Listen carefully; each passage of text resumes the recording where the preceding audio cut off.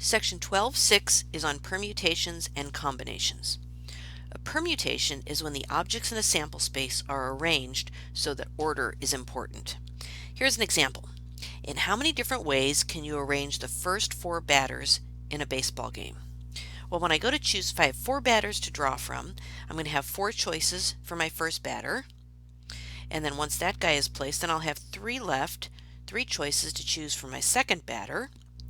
And then I'll have 2 choices for my third, and by the time I get down to choosing my fourth position, I only have 1 choice left. So to calculate how many possible there are, use the fundamental counting principle. 4 choices times 3 times 2 times 1 equals 24. Therefore, there are 24 possible ways to arrange 4 batters in the first 4 batting spots. This value, 4 times 3 times 2 times 1, is also known as 4 with an exclamation point, which we pronounce as 4 factorial. So for example, 6 factorial would be 6 times 5 times 4 times 3 times 2 times 1, which is equal to 720. You can do this on your calculator. Hit the math button, arrow over to the probability menu, and then go down to number 4 where you'll have the factorial. Actually, the way you want to do this is put your number in first. So you punch in 6 and then do math, probability, down to 4, factorial, and then hit enter. And just a side note, 0 factorial is defined to be equal to 1. So let's take a look at a couple examples here. 5 friends go to the movies, and how many different ways can they sit in a row of 5 empty seats? So basically for the first seat I'll have 5 choices. That guy's sitting down, then I'll have 4 choices for the second seat. Now I've got 2 sitting, so I'll have 3 choices for the third seat, and so on. This is actually equal to 5 factorial, which if you grab your calculator and do that, that's equal to 120, or there are 120 different ways for 5 friends to sit in 5 empty seats. Second example here, and how many different ways can 5 players fill 3 spots in a batting order? In this case, I cannot use factorial because I only have 3 spots. I don't have 5 spots. So I have 5 choices for the first spot.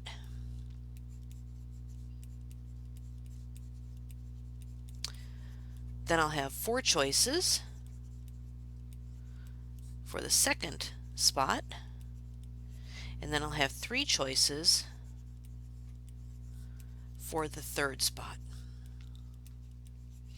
In this case, I'll use the fundamental counting principle, 5 times 4 times 3, and notice I'm only doing 3 spots, and that's equal to 60 different ways that I can use 5 players to fill 3 spots in the batting order.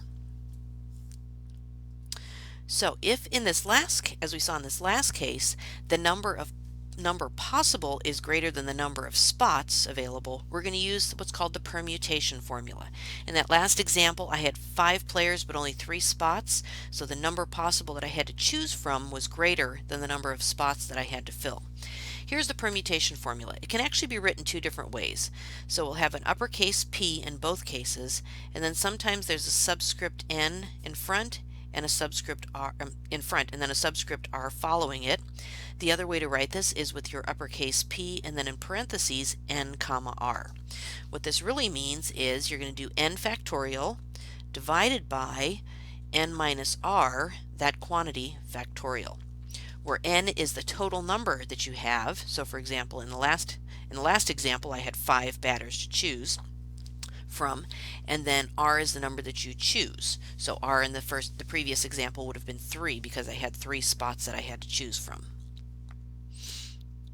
Let's do a couple examples here. So let's evaluate the permutation where N is equal to 7 and R is equal to 2.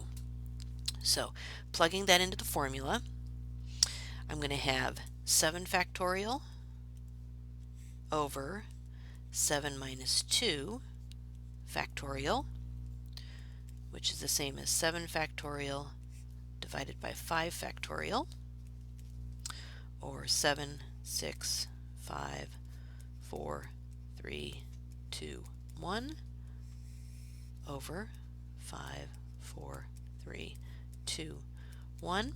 And you can notice you can do some canceling here. My 5s, my 4s, my 3s, my 2s, and my 1s cancel out. So I'm left with 7 times 6, or 42.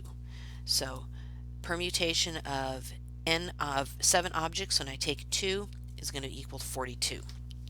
Let's look at a word problem using this. In how many ways can 8 trophies be arranged in 5 spaces on a shelf? So this is going to be equivalent to a permutation of 8 objects, and I need to choose 5. So that's going to be 8 factorial, because that's my n, over 8 minus 5 factorial, or 8 factorial over 3 factorial. Now, I really don't want to keep writing out 8 times 7 times 6 and so on. But I can think of it this way. So it is on the top, it is 8 times 7 times 6 times 5 times 4 times 3 times 2 times 1. Well, isn't that the same as 3 factorial? Because 3 factorial is 3 times 2 times 1. So instead of writing 3 times 2 times 1, I'm just going to stop kind of at whatever my number on the bottom is and write it like that. Now I can cancel out these 3 factorials, because that's just multiplication and division. And then plugging this into my calculator, 8 times 7 times 6 times 5 times 4 is 6,720. So it's a little bit easier if you can write some of your larger factorials in terms of smaller ones. Now, a combination is when the objects in a sample space are arranged so that order is not important. So it really doesn't matter what order I place them in. Nope, it isn't. The person doesn't have to be in this particular seat or that particular seat or this place in the order, just in random, just choosing them. The combination formula with an uppercase C and again our N and R written either one of these ways is n factorial divided by n minus r factorial times r factorial. So this formula is a little bit different. It adds a times r factorial on the bottom. And again, n is the total number of objects that you have, and r is the number of objects that you choose. Let's take a look at an example here. So I have 4 seniors, 5 juniors, and 7 sophomores who volunteered to be on a committee. The committee chair needs to choose only 12 of those students. And how many ways can the committee chair choose 12 students? So my total number of students is 16, so I'm going to do a combination of 16 objects, and I need to choose 12. Now notice, I'm not saying this person needs to be the president or this person needs to be the vice president. I just need 12 out of these 16 to be on this committee. So order does not matter.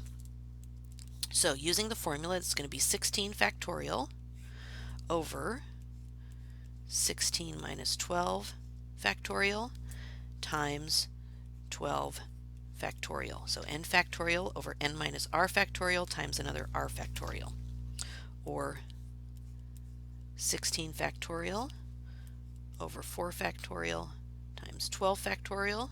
Okay, at this point you cannot do any canceling. Let's just actually go ahead and write this out. So on the top I'm going to have 16 times 15 times 14 times 13. Now notice if I kept going, 12, 11, 10, 9 all the way down to 1 is the same as my 12 factorial on the bottom. So I'm just going to call that 12 factorial.